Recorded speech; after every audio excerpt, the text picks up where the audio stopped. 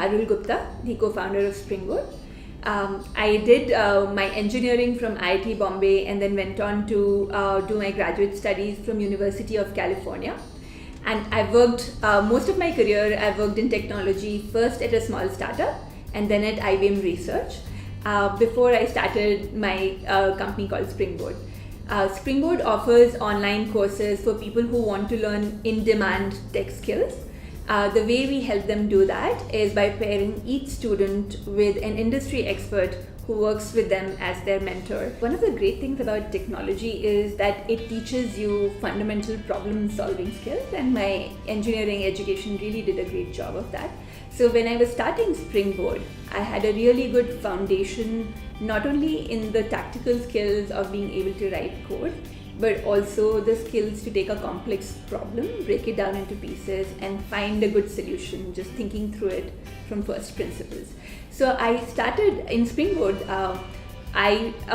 Even though I had this engineering background and I had a fundamental understanding of computers, I didn't know exactly how to build web applications or mobile applications. So I took my foundational knowledge and first of all taught myself what I needed to do at Springboard to build its app. And I took a couple of online courses on web development, on Python and Django technologies, which were the specific frameworks that we were using to build our app, and then used that knowledge, that learning, to build the first version of our product with the help of a few other team members. And once that was done, it was time to build on top of that the other pieces.